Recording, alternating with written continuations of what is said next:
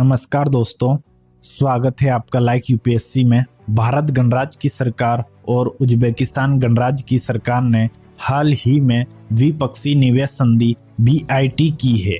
इस संधि के बाद भारत और उज्बेकिस्तान संबंधों में एक नया मोड़ देखने को मिला है। आज हम भारत उज्बेकिस्तान संबंधों की ऐतिहासिक पृष्ठभूमि देखेंगे और साथ ही में जानेंगे कि वर्तमान में भारत उज्बेकिस्तान संबंध कहां तक प्रासंगिक है। हाल ही में इस संधि पर केंद्रीय वित्त और कॉरपोरेट मामलों की मंत्री श्रीमती निर्मला सीतारमण और उज्बेकिस्तान के उप प्रधानमंत्री ने हस्ताक्षर किए हैं। इस द्विपक्षीय संधि के तहत दोनों देशों की साझी प्रतिबद्धता है कि आर्थिक विकास और निवेश के लिए अनुकूल वातावरण मुहैया करवाया जाए। भारत ने 2015 में नया मॉडल BIT अपनाया, जो 1993 के पुराने संस्करण को प्रतिस्थापित करता है। यह नया ढांचा भविष्य के BIT मुक्त व्यापार समझौते और आर्थिक साझेदारी समझौते के निवेश अध्यायों पर बातचीत के लिए एक टेम्पलेट के रूप में कार्य करता है। इसकी कुछ विशेषताएं निम्न प्रकार है। राष्ट्रीय व्यवहार, विदेशी और घरेलू निवेशकों के साथ समानता, कुछ विशेष क्षेत्रों को छोड़कर।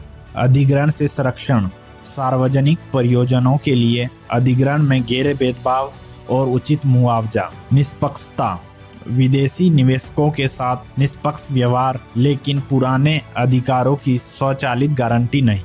संरक्षण और सुरक्षा, निवेशकों को मेजबान देश के कानूनों के अनुसार सुरक्षा। विवाद निपटान, स्थानीय उपायों से विवाद सुलझाने के बाद अंतर्राष्ट्रीय मध्यस्थता का सहारा लेना।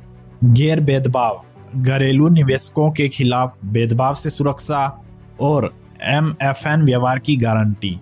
ऐसा नहीं है कि भारत और उज्बेकिस्तान के बीच हुई संधि में कोई चुनौती नहीं है। इस संधि के बीच कई सारी चुनौतियां विद्यमान हैं, जैसे कि उज्बेकिस्तान एक भू-आबद्ध देश है, जहां से समुद्री मार्ग के जरिए व्यापार करना आसान नहीं हो पाता। इसी के साथ वहां हवाई परिवहन का बुनियादी ढांचा भी कमजोर है। साथ ही यह भी उल्लेखनीय है कि दोनों देशों के बीच अवस्थित अफगानिस्तान की राजनीतिक अस्थिरता भी एक प्रमुख चुनौती है, जो तालिबान के वर्चस्व के बाद और ज्यादा बढ़ गई है। तो दोस्तों, हमने हाल ही में हुई भारत उज्बेकिस्तान के बीच इस द्विपक्षीय संधि के महत्वपूर्ण पहलुओं को समझा। अगर आपको यह टॉपिक समझ में आया तो हमारे चैनल लाइक यूपीएससी को सब्सक्राइब करें और बने रहे हमारे साथ ऐसे ही इंटरेस्टिंग टॉपिक को आसान भाषा में समझने के लिए। धन्यवाद। जय हिंद।